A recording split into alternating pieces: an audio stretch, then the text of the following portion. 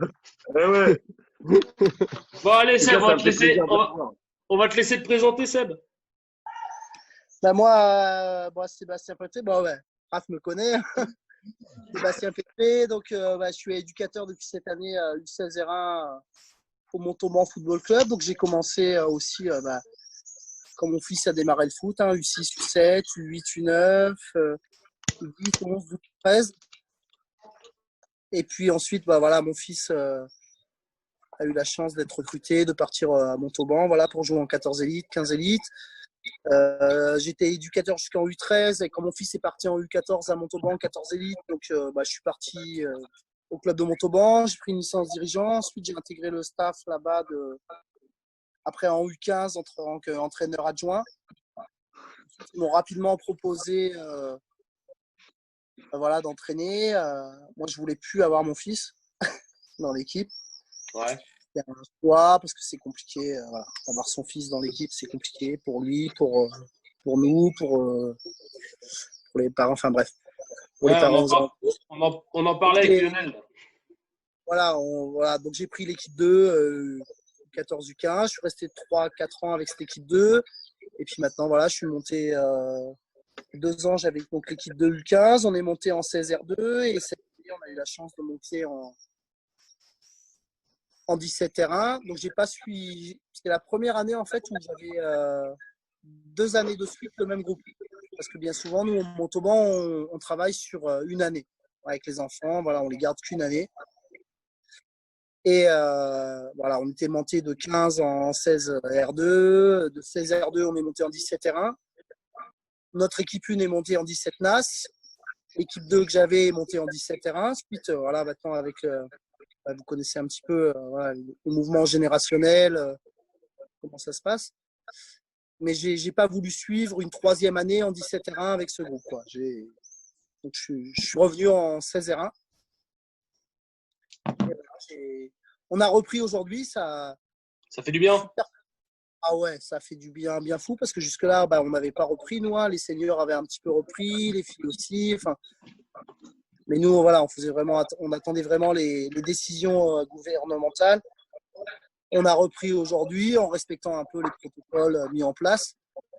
Et ça fait du bien. Donc, c'était une première reprise de groupe pour moi aujourd'hui avec mon nouveau groupe. Voilà, pour un petit peu mon parcours et ce qui s'est passé ces derniers temps. Après, mon parcours de joueur, Raph connaît un peu. Hein, on a joué en région parisienne aussi. J'ai habité sur Plailly. J'ai joué avec Raphaël à Plailly pendant 4-5 ans. Alors, ça me fait rire. Hein, je vais le chambrer un peu Raph parce qu'il me parle de beaux jeux, tout ça. J'ai un peu souvenir de lui, d'un boucher. Hein. Ah ouais, t'inquiète pas, il a pas changé. Voilà pour mon parcours. Donc, moi, j'ai passé tous mes modules, comme j'ai dit. Modules 6, 7, 8, 9, 10, 11, 12, 13, 17, 19. J'ai certifié CFF1, CFF2, CFF3 et cette année, je suis au BMF, la commission pour pouvoir prendre dans ma région une équipe 1. Chose que j'aurais aimé peut-être le faire avant, mais par rapport à mon emploi du temps aussi professionnel, c'était compliqué. Oui, parce que quand vous allez au BMF, c'est compliqué, hein, c'est assez lourd. Ouais. Et voilà, pour ma petite présentation. Eh ben, écoute, on va. Excuse-moi pour le terme boucher, Raphaël. Hein. Non, mais t'inquiète, c'est le bon terme. Mais tu me connais. Bon, allez, tu peux un peu nous présenter alors ton club et tes missions. Donc, tes missions, on en a un peu parlé, mais ton club un peu, alors dis-nous, explique-nous un peu là, Montauban, c'est quoi comme club, c'est comment on a pu comprendre tout à l'heure que c'était un peu le gros club de la région. Ouais, voilà. Alors, sachant que dans le Tarn-et-Garonne, voilà, Montauban, c'est le club phare du Tarn-et-Garonne. Ouais. On a la chance aussi d'avoir les filles. On a une grosse section féminine. Les filles seniors, ça joue en Ligue 2. Qui ont d'ailleurs fini le championnat, 3e de leur championnat. Donc, chacun pense ce qu'il veut du foot féminin, mais c'est un grand respect pour le foot féminin. Après, nous, on est un club très formateur. Au niveau jeune, on joue au plus haut niveau régional partout. Ouais. Cette année, saison dernière, on a accédé donc au championnat U17 nationaux. C'est la deuxième fois dans l'histoire du club où ça arrive. C'est très intéressant. C'était une catégorie en plus que je suivais. Donc moi, j'avais l'équipe 2. Donc l'équipe 1 est montée en 17 NAS. Mon équipe, on a fini deuxième ex-aequo avec les premiers. Donc on est monté du coup en 17 R1. Après, on a un club très formateur. On a régulièrement tous les 2 ans des enfants qui signent dans les clubs, dans des clubs professionnels. Quand on est en relation avec les clubs professionnels, donc dans la région, c'est le Toulouse Football Club, c'est Montpellier, c'est les Girondins. Maintenant, il y a Rodez qui vient d'accéder à la Ligue 2. Il y a Pau aussi dès cette année. Ah ouais. Donc voilà, on est sur de la formation et un club formateur, on va dire. Club formateur, c'est bien, c'est important. Club formateur. Club formateur. Vos seniors, ils sont à quel niveau, vous? Alors, par contre, on a les seniors qui jouent en R2, ce qui est beaucoup trop bas pour une ville comme Montauban. Cette année, ils ont fait l'effort un petit peu, le club, de miser un peu plus sur. On voudrait rapidement accéder dans les 5 ans, je vais dire, au R1 National 3. Ouais. Ce serait plus un peu. Il faut savoir que Montauban, il y a quelques années, il y a longtemps en arrière, ça jouait en D3 national. Ouais, c'était bon niveau. Il y a eu des soucis au club. Voilà, c'est un club qui a été en reconstruction il y a une dizaine d'années. Soucis financiers, etc. Ça arrive. Et là, on mise beaucoup sur la formation. Sur la formation. En jeune, on est 14, 15, 16, 17, 18. Puis au niveau régional partout. Et cette année, on a en plus la chance d'avoir des 17 nationaux. Ouais, c'est l'élite des 17. C'est ce qui se fait de mieux. Dis-moi, à titre perso, un peu, qu'est-ce qui t'a motivé à devenir éducateur et pourquoi des U16? Donc, on a vu un petit peu, on a parlé, donc je ne vais pas te reposer cette question-là parce que tout à l'heure, tu nous as expliqué un peu pourquoi des U16. Mais qu'est-ce qui t'a motivé à devenir éducateur? Alors, j'ai commencé, comme on dit, comme dans parce que mon fils, j'ai amené cette fibre à mon fils du football. Puis j'avais envie d'amener ma passion, mon vécu, ce que j'avais pu vivre avec mes anciens éducateurs. Donc j'ai commencé U6, U7, comme j'ai dit dans la présentation, U8, U9. Puis je vieillis, je pouvais plus jouer, des opérations du genou, tout ça. Donc j'avais envie d'apporter ma petite expérience de. Ça, c'est un truc d'éducateur, les opérations du genou. Ah ouais, j'ai fait les deux, moi. 2 fois les deux. Donc, et puis fragile, les gars. Moi, j'ai jamais rien eu. Hein. T'as pas de genoux. Non, mais toi, tu l'es cassé, les genoux, Raph.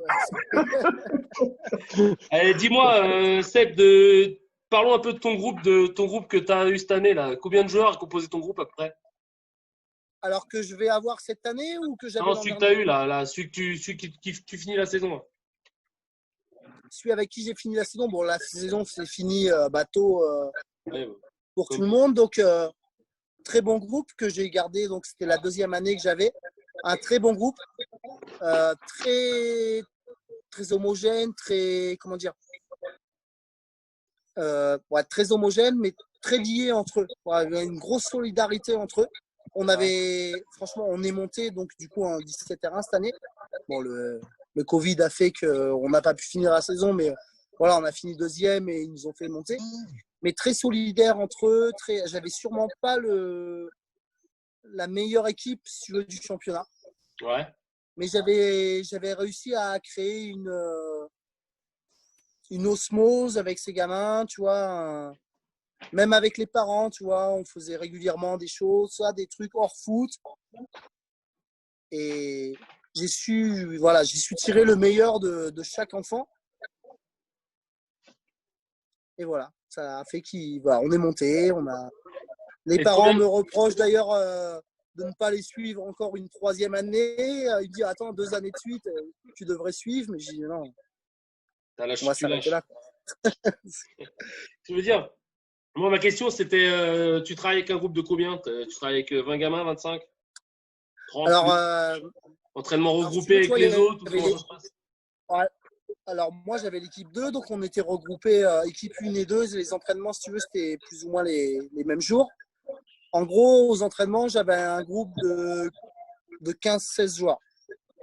En une, ils avaient un groupe de pareil de 16-18 joueurs. Donc, chaque week-end, si tu veux, j'avais des redescentes. Donc, il fallait que je m'adapte à ça.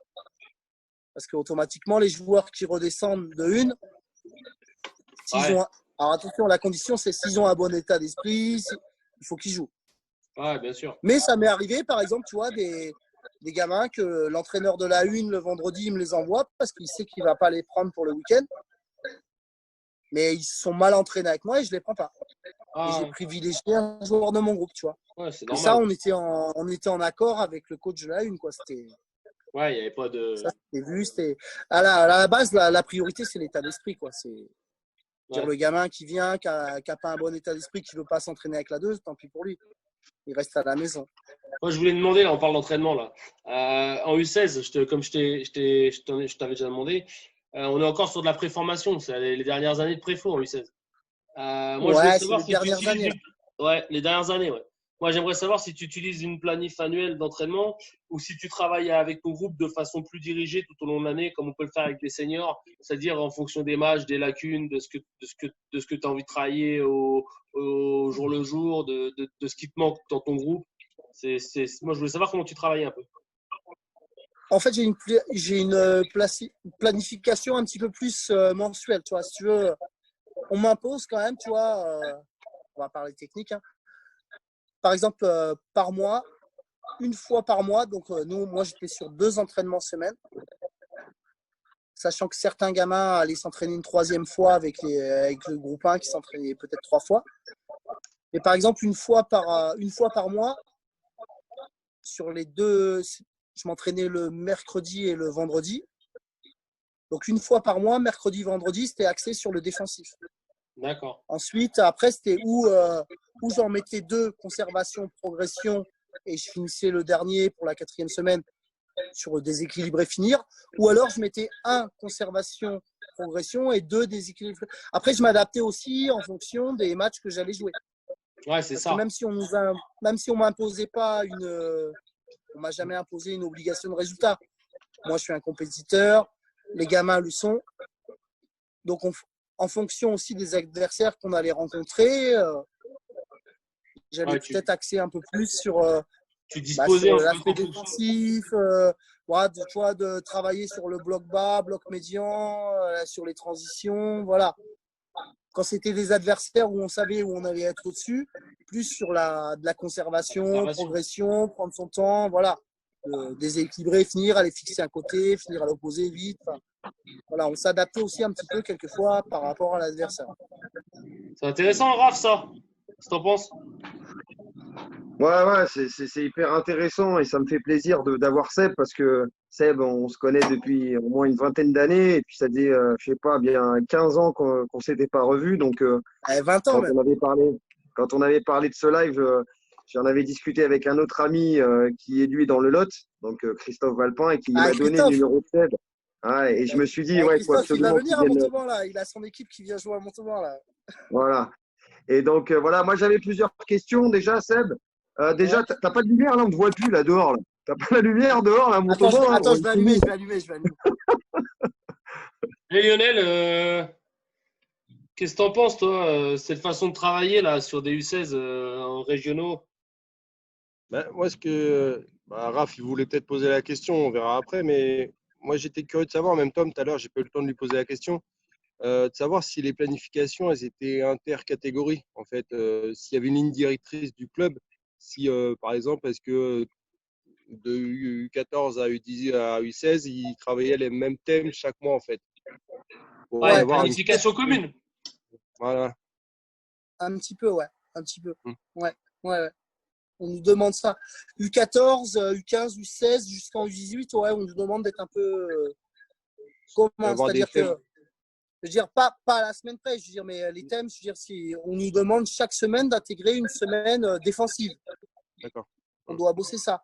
Pendant 2 semaines, on va nous demander conservation, progression. Mais oui, on demande, ouais. On a un responsable, un directeur technique qui nous demande ça et qui est là très présent, qui nous demande et qui suit d'ailleurs et qui regarde. Moi, j'avais une question, Seb, aussi.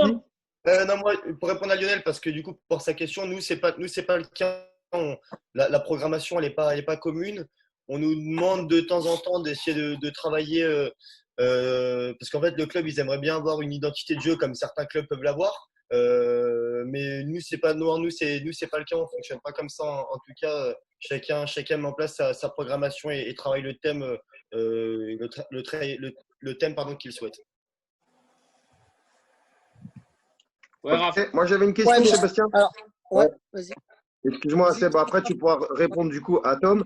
Mais moi, j'avais une question. Donc, comme tu disais, effectivement, la saison s'est arrêtée rapidement. Donc là, j'ai compris que tu aurais pu la reprendre une troisième, en sachant que cette saison, elle a été un peu écourtée quand même.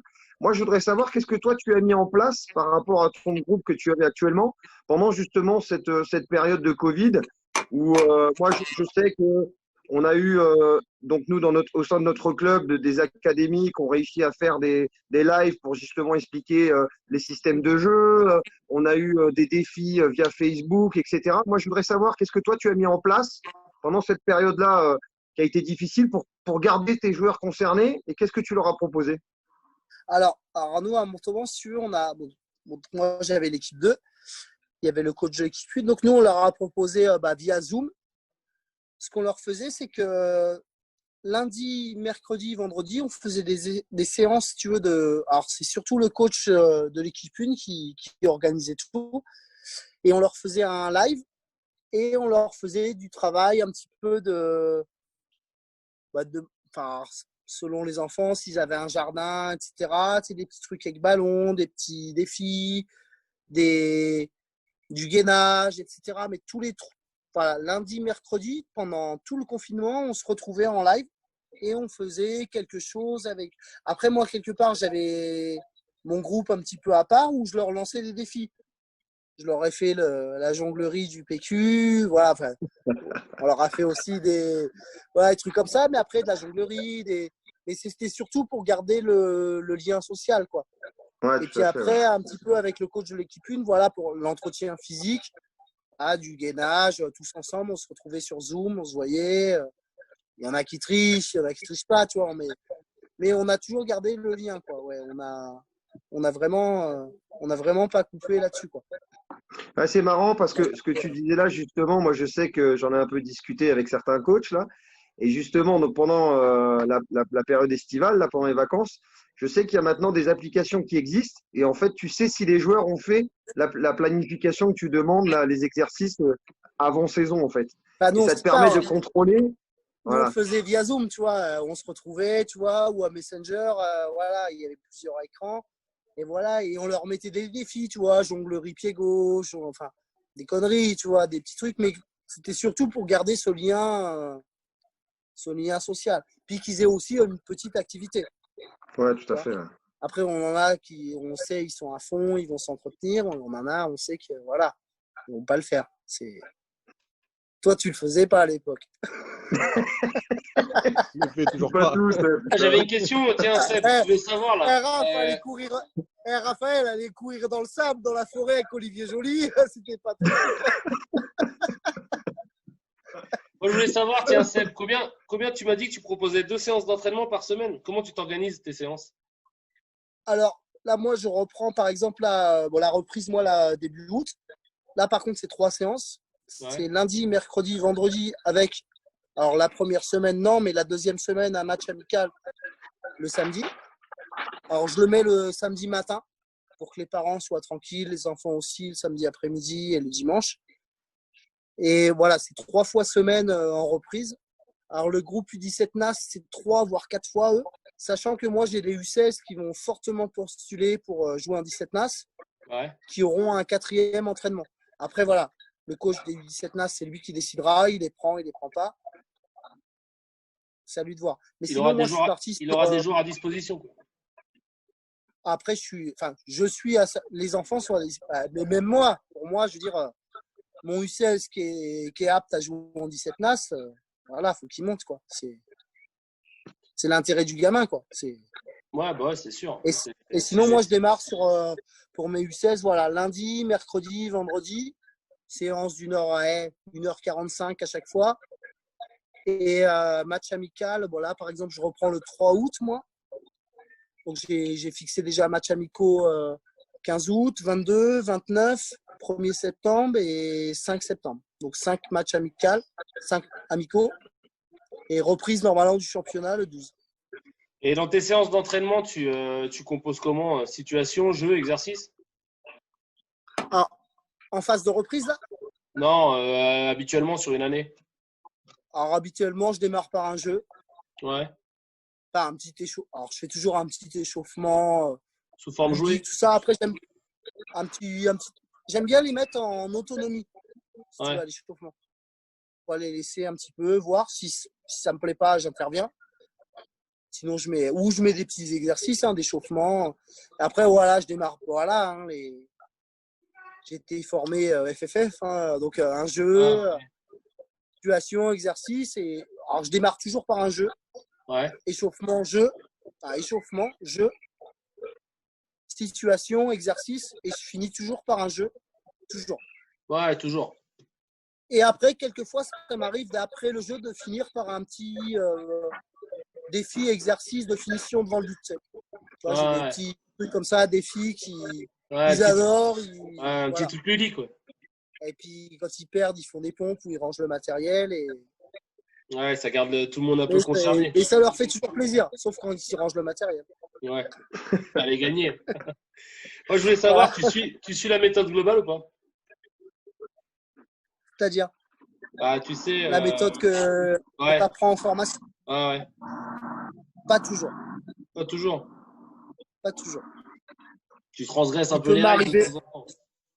Il peut m'arriver sur des séances de. Alors après, si par exemple mon thème, je veux dire, sur la semaine, c'est voilà, si je suis sur de la conservation progression, je veux dire, le vendredi, dernier entraînement de la semaine, je vais pas leur faire bosser des équilibres de finir, mais je vais m'adapter sur. Je sais pas comment t'expliquer. Je peux pas être toujours sur ce que te disent. Je veux dire, les formations qu'on t'a. Moi, voilà, j'étais formé FFF, j'adhère à tout ça. Mais je trouve qu'il y a à apprendre et à laisser. Donc, Après, quand moi, j'entends j'adapte aussi mes séances. Après, quand j'entends méthode globale, c'est souvent sous forme de jeu. Tu sais, c'est une opposition, des adversaires. C'est le travail de tous les éléments un peu du foot sous la forme jouée, sous la forme d'apporter de la réalité. Et c'est-à-dire, c'est Tu travailles par souvent rapport ça au match ou... que tu vas avoir le week-end ou... Non, non, en général. Comme tu nous as dit, tu fais situation, jeu. T'apportes la méthode globale à tes constructions de séances. Ouais. Régulièrement. Mais ouais, je fais toujours ça. Mais après, alors, je ne le fais pas, par exemple, en période où je sais que je ne vais pas jouer le week-end. Je vais peut-être amener un côté ludique. Je vais leur amener autre chose.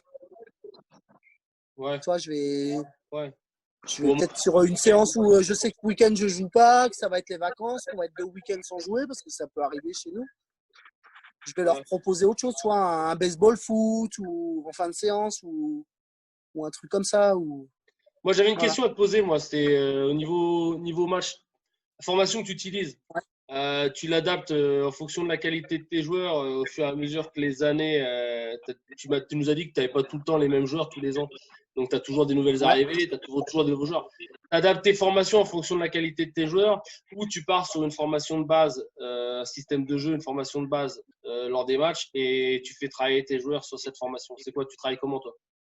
Alors, après, attention, les joueurs, je veux dire, je change de catégorie tous les ans, mais les joueurs qui arrivent avec moi, je les connais.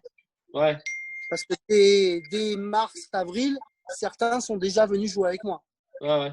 Alors, pas tout le groupe, mais 3-4 joueurs. Bon, nous, si tu veux, à Montauban, dès février, mars, avril, vraiment, les joueurs, s'ils sont au-dessus, on les fait monter d'une génération déjà.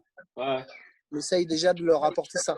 Mais tu as toujours des nouveaux joueurs qui arrivent. Je veux dire, un jour, un exemple tout bête, là, un jour, là, tu as les U16, tu as un U15 qui arrive, on te dit, ouais, prends-le avec l'équipe 2, il va à 8000 à l'heure devant et tout ça, et toi, c'est pas du tout ta façon de jouer. Ta façon de jouer, c'est de poser le jeu, d'aller chercher l'attaquant, mais un attaquant de surface, attaquant de finition, et pas un attaquant de vitesse qui recherche la profondeur. Qu'est-ce que tu fais? Tu t'adaptes ta formation à ça ou ça va, c'était plus dans ce sens-là, ma question? Non, tu restes sur parce que le gamin. ta formation de base. Non, moi moi, je reste sur ma base de formation. Après, si j'ai un gamin qui est en dessous, qui monte, tant mieux pour lui, mais ce sera à lui de s'adapter à ma manière de jouer. Ouais. Le gamin, il monte, je ne vais pas changer ma manière de jouer parce que Ouais, le non, mais gamin, c'est il monte. sûr. Quoi. Non, mais là, c'était On un est sur de exemple la sur un formation, enfant, mais ça. tu peux avoir 3-4 enfants qui arrivent et qui passent dans ton groupe en cours d'année et tu te retrouves avec des joueurs qui sont à l'opposé de ce que tu veux mettre en place, quoi. Ouais, mais non, Qualité je vais technique, continuer sur tactique. mon truc parce que même pour le gamin, je pense que c'est bien de bosser parce que tu as beaucoup de joueurs. Alors, ça, c'est valable surtout en district. Tu as beaucoup de joueurs, tu vois, ils ont des attaquants, ils vont à 10 000. Ouais. Donc, qu'est-ce qu'ils font? Et Boum, boum boum, devant. devant. Ouais. Ah, tu vas à 10 000. Et seulement ces gamins-là, quand ils vont arriver, ils ont peut-être le potentiel pour jouer au plus haut niveau. Mais quand ils vont monter, on leur a appris quoi? Que à boum, boum devant, à courir. Non. Enfin, nous, on ne travaille pas comme ça à Montauban, quoi. Ok. Alors, on essaye de travailler sur de la formation, sur conservation, progression. Sur de l'adaptation. Nous, à aucun moment, même si j'ai des gamins qui vont à 10 000 devant, je vais demander à mon défenseur d'allonger systématiquement. On peut le faire par moment. Enfin, en situation de match, ça peut arriver. Voilà, il va allonger, on va dégager, on est pris. Mais sinon, moi, je leur demande de jouer, quoi. Et même si j'ai 4 gamins qui débarquent, qui sont en dessous et qui vont à 10 000, je vais pas parce que ce sera pas bénéfique pour l'enfant. Enfin, pour Tiens, le gamin. alors en parlant de jeu, animation offensive, t'aimes bien mettre quoi en place? Moi, je suis sur du 4-3-3. 4-3-3. Donc avec Ouais, des joueurs de 4-3-3. couloir. Ouais. Moi, j'aime beaucoup ce système. Après, voilà, après, tu peux pas toujours le mettre en place. Hein. C'est en fonction aussi des joueurs que tu as. C'est quoi que t'aimes dans ce système, Après, Seb? moi, c'est d'aller presser haut. Parce que pour moi, plus tu vas presser haut, plus c'est dangereux. Ouais, de toute façon, récupération de la balle dans l'adversaire, Voilà. c'est tout de suite Récupération dangereux. haute. Après, ça peut être dangereux défensivement. C'est pour ça que je travaille aussi au moins sur un mois, 2-3 séances dans le mois. C'est l'aspect défensif. C'est cadrage du porteur, gestion de la profondeur. C'est obligé. Ouais, ça, c'est la base. Sinon, t'es mort. Sinon, t'es mort. Sur Ouais, foot à 11, sinon, t'es mort. C'est... Et au Parce niveau. qu'après, attention, hein, parce qu'il y en a plein qui vont te dire ouais, je gère moi aussi, je fais ça. Ouais, tu travailles comment? Ils vont te dire ah, ben moi, je vais cadrer porteur. Ok. Ouais, ton attaquant gauche, il va aller cadrer le latéral droit et ton attaquant devant, il fait quoi? Et après, l'autre, il fait quoi? Tu vois, c'est tout un truc. Et après, tes deux centraux, tu vois, la Comment ça couverture bosse? mutuelle, c'est. Ouais, un ton truc qui se latéral bosse. qui couvre, c'est un central qui sort.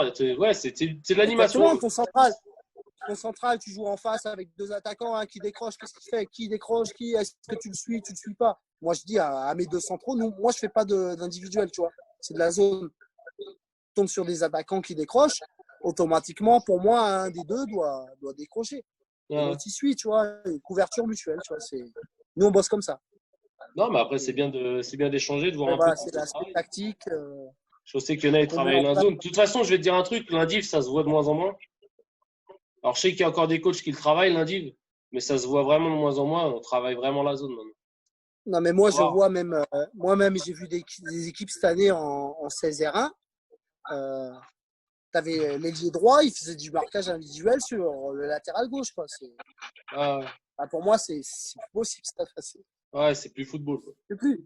En plus, après, tu laisses des espaces au milieu, tu fermes pas les intérieurs. Enfin, je veux dire, c'est. Ouais, ça devient compliqué après. Ouais. Qu'est-ce que je Après, voulais c'est dire? du foot à 11, Donc, toi, on a vu, alors, tu aimes bien mettre en place 4-3-3. Tu as des joueurs moi, de couloir. j'adore le 4-3-3, ouais. Tu aimes bien que ça aille vite, tu aimes bien presser haut. On a vu que tu aimais Ouais, bien gérer la profondeur offensif et défensivement, on a vu que tu étais plus sur du cadrage Non. et gestion de la profondeur. Dans la gestion de la profondeur, où je la travaille surtout, c'est défensivement. Ouais, Tu vois, quand tu vas cadrer porteur, tu ouais, vois, cadré, pas gestion de la profondeur. sur, C'est intéressant, hein, ça, Après, Lionel, d'avoir ces points de vue, ces façons de travailler, non? Oui, ce qui est bien, c'est qu'il garde sa ligne directrice en fonction des joueurs qu'il peut avoir. Et voilà, il a une formation de base qu'il insuffle à tous les affectionne. gamins. Et Alors, après, ce que je voulais en dire, c'est que par rapport au système que j'aime bien, du 4-3-3, c'est que tu peux, en 4-3-3, tu peux avoir la possession. Ou alors aller chercher haut, récupérer, fixer un côté à l'opposé. Mais ce qui est bien aussi dans ce système, c'est que tu peux aussi te mettre en. On est sur du bloc, enfin sur du foot à 11 là. C'est que tu peux aussi te mettre en bloc médian, bloc bas, en sachant. Après, en 4-3, enfin, 4-3-3, c'est. Tu as beaucoup de possibilités. Tu as beaucoup de possibilités. C'est où tu joues à 2-6, 1-10, et là, tu es limite du 4-2-3-1. Après, c'est l'animation que tu vas y mettre. Moi, j'aime bien avoir 1-6, 2-10. Mais après, il faut que ces trois-là, les trois du milieu, c'est essentiel. Il faut que ça 4, machin. Il faut que le milieu, il. Moi, j'aime bien avoir 1-6, 2-10. Faut être coordonné dans les déplacements. Mais même après, pour tes deux défenseurs centraux, il faut qu'ils te gèrent la profondeur. Il faut que, tu sais, quand ça décroche, quand tu es là en face, ça joue à deux attaquants. Et moi, ce que j'aime bien, c'est que tu peux avoir deux systèmes. Donc, ou aller chercher haut, ou alors avoir la position, ou alors aller chercher haut et contrer vite, ou alors te mettre vite en bloc médian ou bas et contrer très vite, tu vois, avec un joueur de pointe, ou après, il faut de la vitesse sur les côtés. Après, il te faut de la vitesse sur les côtés. Ouais, obligatoirement. Ah, quand tu contres, après. Nous, cette année, tu vois, de toute façon, si tu joues en bloc bas et que tu n'as pas de vitesse dans ton jeu, ça va tout de suite être compliqué. Mais ça ne marche pas. Non, c'est compliqué. Après, en face, nous, je te parle en R1, tu vois, 16 R1 ou même 15 R1. Après, ça se replace vite. Les gamins, c'est déjà, tu sais, ça a déjà bien bossé, tu vois. Les automatismes, ils sont là. Ouais, ils ont déjà les automatismes. Ouais, bien sûr. Et moi, cette année, si tu veux, j'avais un petit peu les deux. Tu vois, je pouvais jouer, je pouvais avoir de la conservation, tout ça. Par contre, j'avais beaucoup de vitesse sur les côtés. Et je pouvais tomber sur des équipes qui aimaient avoir le ballon et on leur laissait. Par contre, après, ça explose à 10 000, quoi. Par contre, je voulais dire tout à l'heure, il faut savoir s'adapter, quoi. Ouais, c'est une petite question, moi. Justement, donc tu parlais effectivement du 4-3-3, mais est-ce que tu as travaillé un autre système? Ou est-ce que tu en as mis un autre en place? Est-ce que tu t'adaptes en fonction si demain tu vas jouer une équipe qui effectivement va jouer en 3-5-2, qui va te poser des problèmes sur les côtés? Moi, j'adore les équipes qui sont en 3-5-2. Parce que moi, je me mets en 3-3 et je veux dire, ça va plonger dans les couloirs. Mais justement, est-ce qu'une fois, tu as dû changer de système de jeu parce que tu as dû t'adapter, parce que ton équipe subissait, parce que tu as essayé de trouver quelque chose, ou est-ce que tu le travailles aussi à l'entraînement? Est-ce qu'à l'entraînement, tu travailles aussi un autre système de jeu en cas en fonction de l'équipe adverse qui est peut-être un peu plus forte, etc. Alors, très honnêtement, j'ai eu des U15, des U16. Très honnêtement, les premiers matchs amicaux que je fais, toujours en début de saison, 4-4-2 à plat. Je leur montre pas le 4-3-3 encore. Je me mets en 4-4-2 à plat. 2-6, 2 sur les côtés, 2 attaquants, un qui décroche. Enfin, 4-4-2, 4-2-3, hein, t'as vu, c'est. Ouais. Mais après, non. Pour exemple, l'an dernier, je me suis jamais adapté. Je suis toujours resté en 4-3-3. Après, c'est l'animation que les enfants vont te mettre, les garçons vont te mettre, que tu vas leur demander, cadre porteur, etc. Moi, j'avais une question moi, j'avais une question. Fais gaffe. Vas-y, Raph. Pour moi, le système, c'est. Ouais, je te disais, Seb, fais gaffe là parce que tu vas être suivi par beaucoup de gens ce live là. Et t'inquiète pas qu'ils vont trouver la solution et que tu vas devoir changer ton 4-3-3. Ouais, ils me changeront, c'est pas grave. Et moi, dis-moi, Seb, j'avais une question un peu plus personnelle, Seb, là. Il nous reste plus que 4 minutes sur le live. Je ne le relancerai pas le prochain, donc on va écourter un peu, parce que sinon on pourrait parler pendant des heures. Selon toi, Seb, hormis techniquement, quelle est la différence entre des U16 régionaux et des U16 districts? C'est tactique. Hormis techniquement, c'est tactiquement, hein? C'est tactiquement, ouais, c'est tactiquement. Parce que franchement, pour moi, honnêtement, c'est ce que je disais tout à l'heure. Nous, pour exemple, toi, cette année-là, donc j'ai des U16 qui ont signé avec moi. Là, j'ai récupéré un gamin, un Guinéen qui vient, ça fait 2 ans, il vit en France. Il a fait une saison en district, il a tout explosé. Nous, quand on l'a reçu, etc., voilà, ses ambitions, le gamin, il veut être professionnel, tout ça. Il voulait signer ailleurs parce qu'il est tombé sur un scout. C'est les mecs qui ont dit je vais t'emmener à Bordeaux, je vais t'emmener à. Nous, on lui a dit la vérité, elle n'est pas ça. Nous, la vérité, c'est qu'à Montauban, c'est les centres de formation qui nous contactent pour les voir. Maintenant, le gamin, lui, on lui a dit à ton avis, à quel moment tu vas être le plus vu? Tu vas signer à Montèche en 16 districts ou à Montauban en 16 R1 ou en 17 NAS? Quel est ton intérêt à toi? Après, ce gamin, on lui a bien fait comprendre aussi que, voilà, il jouait en district, il était au-dessus, il a tout pété. Par contre, là, il va arriver à Montauban. Et ben, des gamins de son niveau, il va en avoir 10. Ouais. Là où il était, il n'en avait aucun. Ouais, bah La ouais. différence, elle est tactique. C'est ce qu'on lui a dit. Déjà, il va falloir être bosseur, mettre de l'exigence. Nous, on a l'exigence. L'exigence. Même sur un truc qui peut paraître anodin. Tu sais, un simple exercice d'échauffement. Ouais. Contrôle, passe, avec circuit, atelier, petit pas. Mais l'exigence, tu vois, moi, j'insiste beaucoup là-dessus. Mais dès l'échauffement, tu vois, moi, je vais mettre un exercice d'échauffement en place, par exemple. Le gamin, il va prendre son ballon, il va jeter, je vais le reprendre. C'est hyper important. Il faut être hyper exigeant avec les enfants, quoi. Et après, donc, pour en revenir à ce que tu me dis, voilà, la différence entre le district et la ligue, c'est le côté vraiment tactique.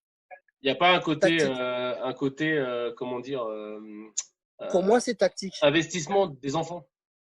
Oui, si. Alors, si, dans l'investissement, parce que automatiquement, quand il va se retrouver. Regarde, moi, je vais te prendre pour exemple un gamin qu'on a fait signer là. Donc, je te parle de ce gamin-là, qui était, il était au-dessus. Hein. Le championnat s'est arrêté en mars. Il avait marqué 25 buts, quoi. Ouais. Mais il était au-dessus. Donc, il forçait pas, il se faisait pas. Enfin, tu vois, il forçait pas. Il savait qu'il allait jouer tous les week-ends. Sûr de ses qualités. Nous, voilà. Après, nous, ce qu'on lui a demandé, voilà, il va arriver dans un club où des gamins comme lui, attaquants, ils vont être 4 pour 2 postes ou 3. Je ne sais pas comment je vais jouer ou je ne sais pas s'il va monter. Après, il faudra qu'il ait une exigence envers lui. Et puis après, le côté tactique, on lui a bien fait comprendre que voilà, là, tu étais à Caussade, voilà, il jouait à Caussade, tu étais au-dessus. Il lui demandait jamais, il nous a dit, hein, le gamin, il dit, mais jamais j'ai vu une séance où j'ai travaillé défensivement. Ouais. Et nous, en Ligue, R1, 16 R1, t'es obligé. Tu sais, lycée, machin. Ça doit être un gamin qui va à 8000 à l'heure. Ça doit être un gamin qui va à 8000 à l'heure, on l'a mis devant et on lui a dit, vas-y. Ben voilà.